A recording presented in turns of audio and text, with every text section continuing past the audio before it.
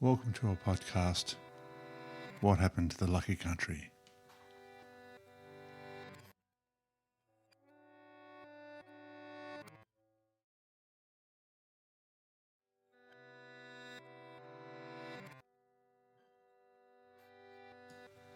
Welcome to our podcast, What Should Australia Do with the NDIS?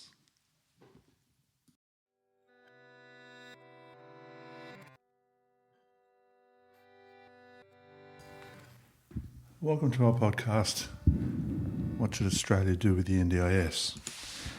The NDIS legislation was introduced by Julia Gillard in 2013, but was unbudgeted and left to the new Liberal government to fund and explain the costs to the Australian people, which they did poorly.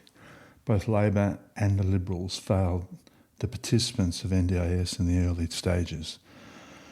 The NDIS was formed to help the most needy people in the community and give them a say over what they needed and who provides it. Great idea, no question. So let's forget about that point. The NDIS has been failed by governments, poor systems, poor strategies and outright criminal behaviour.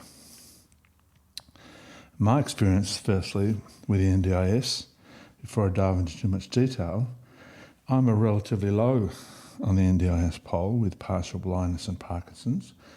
Why did I apply for the NDIS? Firstly, I've paid excessive tax my whole life, so why wouldn't I claim something back? And secondly, when I approached some services to get support for my blindness, they responded by asking what my NDIS number was. Some services were not available to me unless I joined the NDIS. So I joined. It was time-consuming but not difficult. Suddenly I had more options to get support, but with some advantages came negatives, and I'll go through a few. Services were more expensive. Cleaners asked first if you're on the NDIS and gave you a higher price. So do most service providers I have found, like neurophysios. There is an NDIS approved price list for services, but every time I've compared, it is higher than what is on offer under the NDIS flag. And this is made more complex because 26% of users are self-managed. That's almost 200,000 people. And they are not limited by price list. You negotiate your own price, so you could get a much higher price again. The second point I'd like to raise is the reason for the creation of the NDIS was controlling your own destiny by choosing your own suppliers, managing your own suppliers. But most people use a third party, 74%, to manage their needs, and with this comes subtle corruption. I'm self-managed, and even then, if I want to send a report to the NDIS, either requested or not, you usually need an OT, occupational therapist. I recently got a quote for $8,000 for a report. So to gather evidence for a meeting with the NDIS can cost a participant thousands of dollars. I understand there are cheats who misuse government monies, but if you need to change your NDIS, you need to spend what little budget you have. The next point is support coordinators. Everyone has to have a support coordinator as part of your budget is assigned to them for their time. In my case, I'm self-managed, and if I ask a question of my support coordinator, I get a $50 invoice. Some support coordinators have their ring of suppliers, and they heavily pressure you to use someone in their group. Some have been so insistent with me in the past that I've assumed some kickbacks have existed. Ironically, the NDIS systems and people I've been exposed to have been great. And I have no negative points about the people or the systems I use and access every day. Let's go back to more generic terms. NDIS has created a new economy, some of which provide excellent services, but some don't. So what do we do about this? And what do we do about the excessive money spent by the Australian people on NDIS, and how do we bring that under control? So I'll start with a mundane point and then get into more interesting points. The first point is ensure the math aligns within reason. Using simple probabilities, you could assume the number of participants by state would be the same percentages or by per capita, but they're not.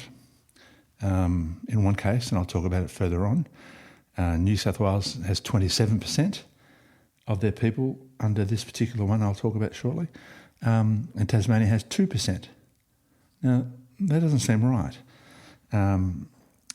The affliction of a disease in a population should be fairly probability ranked and therefore fairly similar. You would assume the annualised budget awarded by state will be the same dollars per capita, but they're not. You would assume the payments made by participants will be the same dollars per capita, but they're also not. Maybe harsh to assume mathematical principles, but is this the case? They should be aligned with the sample size. For instance, 3% is a sample size that have Parkinson's. I actually don't know what the percentage is, but it's 3% plus or minus 0.1%, and that's the range you work out for Parkinson's. And once a number gets too big, you have to do something because statistically there's not that many people with Parkinson's.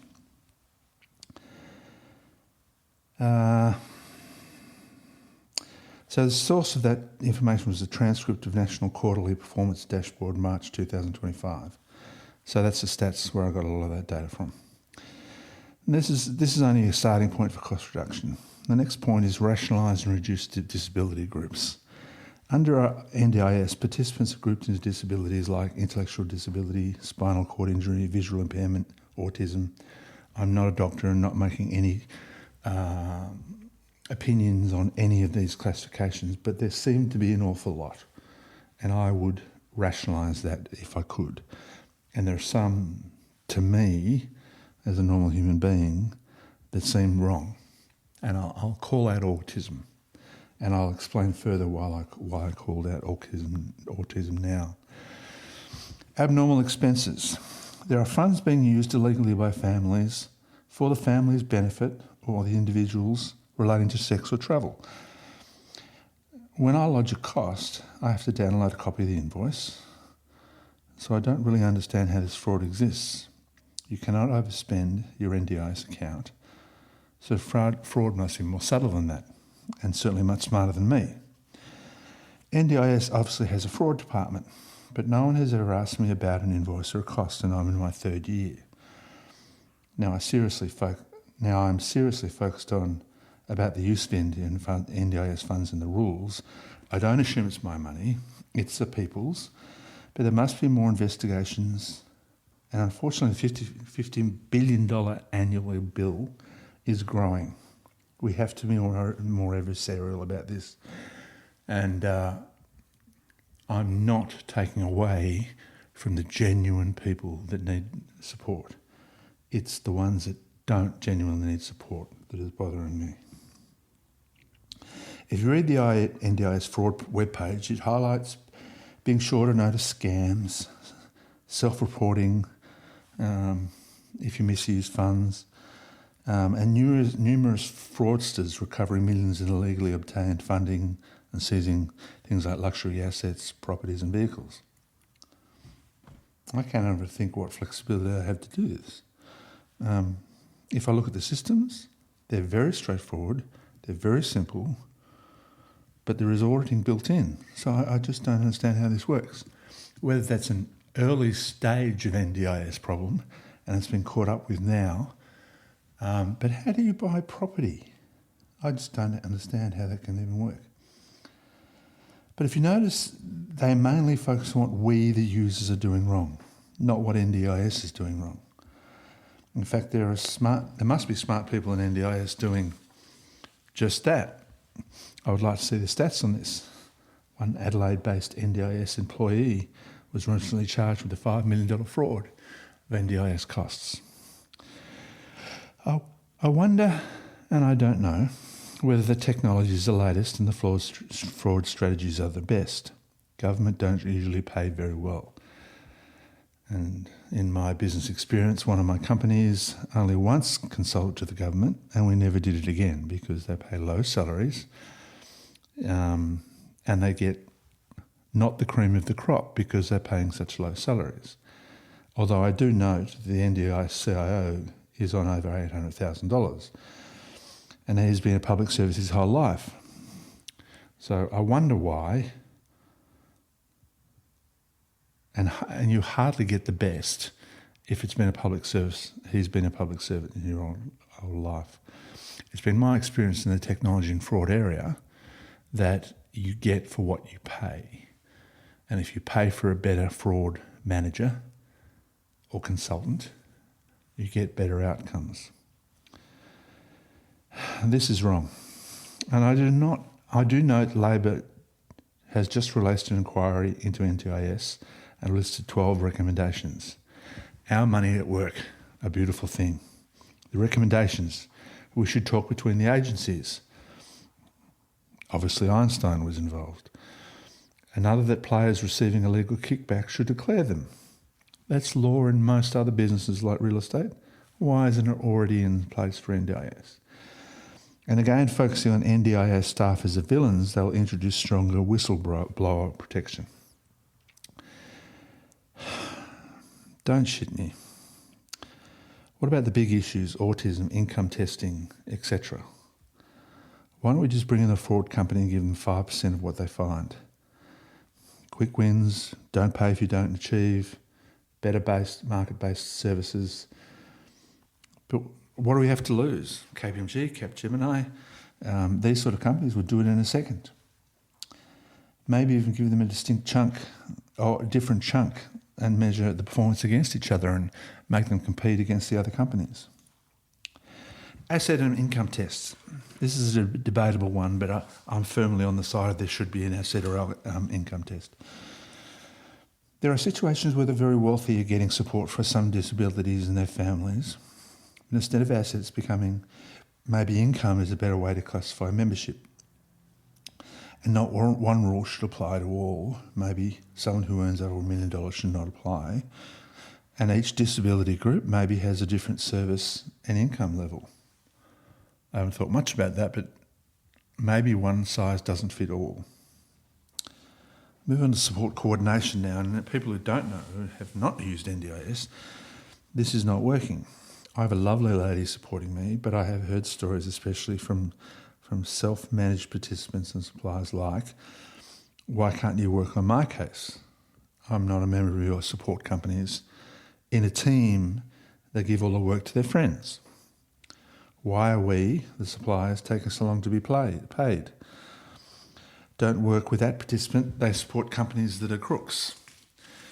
This is sort of what you hear on the grapevine when you're talking to every supplier that you have to deal with. And as a self-managed NDIS employee with a very small budget, I deal with probably 10 suppliers. Having a support coordinator is compulsory, and for the mature self-managed participant is a waste of 10% of your budget. Let's say that again, 10% of your budget is allocated to a service that I don't need. Maybe I'm more educated than others. 26%, I believe, are self-managed. Maybe a pool of staff you're going to ring for advice and only pay if you need advice. There's a better way to do it. Instead of having to have a support coordinator assigned to your condition, to your role, and you can ring a company and you know when you ask for advice on NDIS, can I do this or can I do that? And then you get the advice and you get a bill. But you only get a bill if you ring and ask for advice. As it is with support coordinators, I have to pay the 10% anyway. It seems like a complete waste of money. But the lady I have is lovely, absolutely lovely. But I question the value sometimes. And support coordinators for non-self-managed is a whole bigger picture. And most of the problem, some I have met are purely focused on genuinely creating the best for their participants. And I have been personally exposed to some I had to sack because they basically told me what to do, who to use, proactively come up with ways to spend my money and worse. So I had to have a meeting with the NDIS a couple of years ago. the person in my account organised reports from all my suppliers, which cost about $8,000, six to $8,000. Then the report to NDIS, the NDIS lady, I was on the call. All these other people were on the call. I was paying for them all out of my budget from NDIS, and I didn't organise the meeting. And the NDIS lady said she didn't organise the meeting. So we just cut the call off. Supplier management. For non-self-managed suppliers, must be pre-approved by NDIS and registered. So for non-self-managed participants, they must be pre-approved by NDIS and registered. For self-managed, this does not exist. So I can do a deal with anyone I know at a reasonable price to do a service that's legitimate under NDIS in my package. You could use a family member or a date, and they don't even have to do the work. It's too loose. What we all need is all suppliers to be registered, have their own NDIS number, so rates are standardised, and NDIS can report by supplier, giving them another avenue to look for fraud. So instead of me looking up the yellow pages or ringing my support coordinator or surfing the internet, I look up the NDIS approved supplier list in my area for an OT, and I read the recommendations and I pick one and I bill it that way. Although the companies that are formed around the NDIS economy are not all aligned, some support companies drive their staff to overbill and ring a participant weekly so they can drive their bills up. And this drive in the support coordinator flows through to the actual suppliers when they focus on doing their least to get away with and then move on. So there's pressure on the support coordinators who work at these new companies that have been created because of NDIS, and they pressure their suppliers to get on with more work so they can bill it, and the suppliers therefore squeeze the participants on the work, and I've seen some leave after an hour when they're meant to be there 3 hours.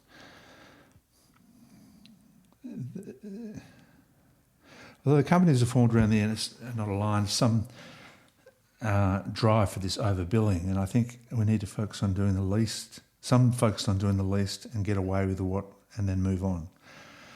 Every supplier should be able to be rated by the NDIS community so participants can gain feedback before utilising their services.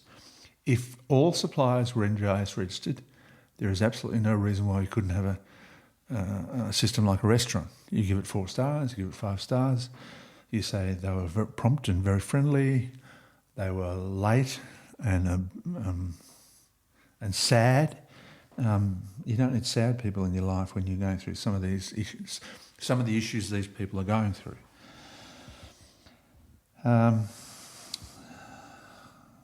So if they were rated by the community, it would make it much easier for us to decide who's best to use and simplify the need for support coordinators. I've personally made many mistakes with suppliers. Because I have that flexibility, I get some that are too personal and they think they're part of your family and they start using your spa and coming in late and leaving early and taking advantage of you the longer you service them for. They service you for. So there is the need to rate suppliers by the community, and NDIS should facilitate that so that we can quickly eradicate that problem. Now I'm going to be a little bit, as you notice from all my podcasts, I'm a little bit special when it comes to pushing some points.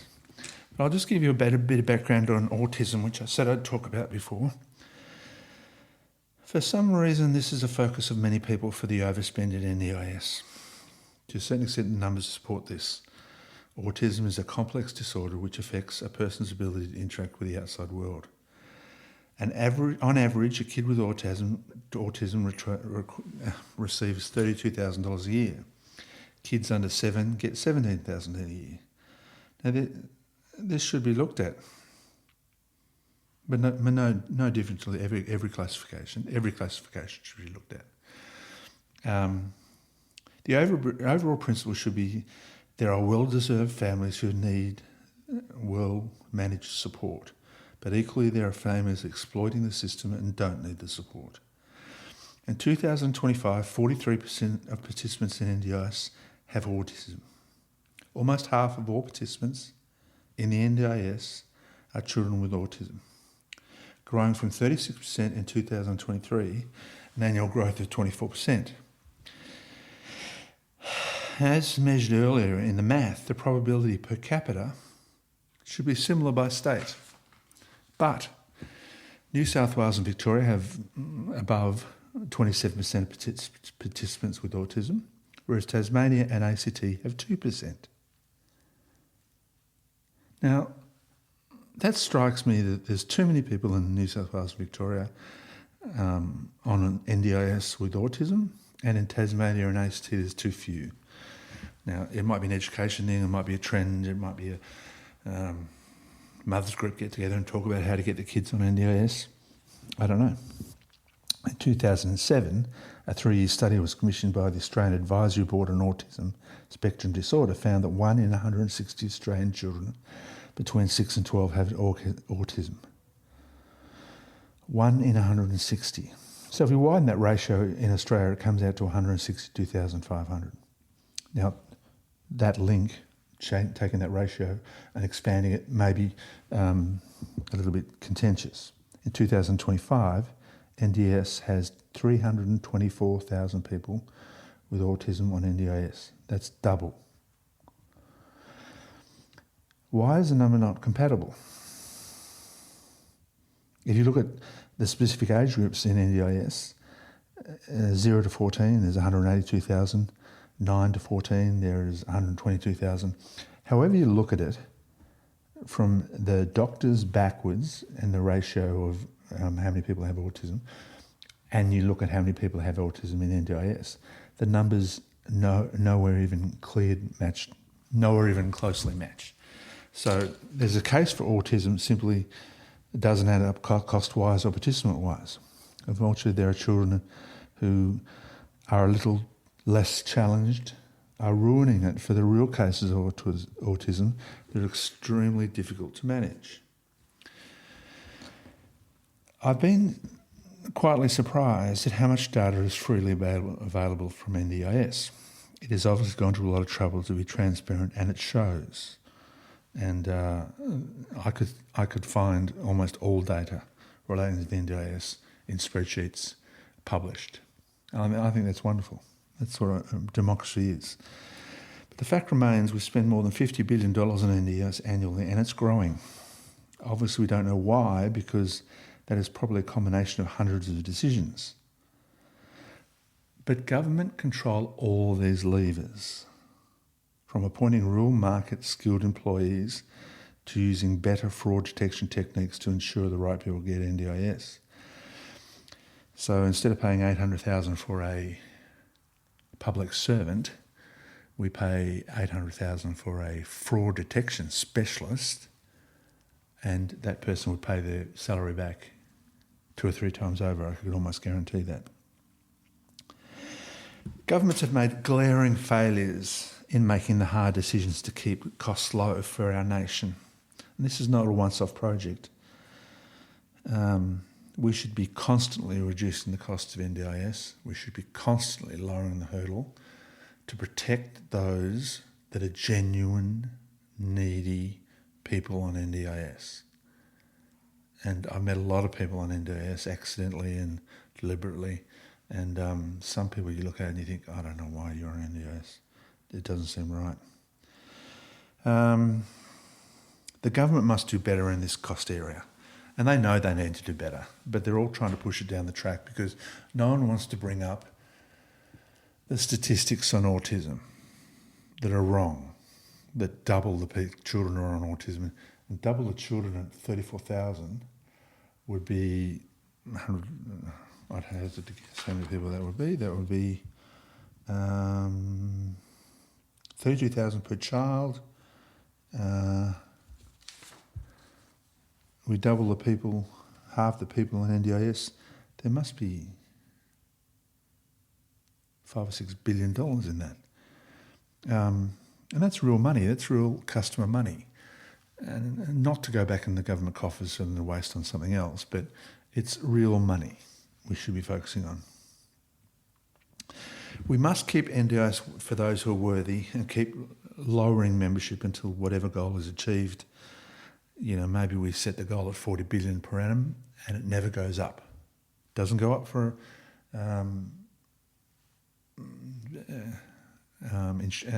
inflation, doesn't go up for anything else. Stays at 40 billion, so that every year you have to lower the boom on the people that are on the edge of NDIS or come from wealthy families or just don't deserve it. But we need to lower the boom in a controlled way so those that are genuine are not adversely affected. Thank you.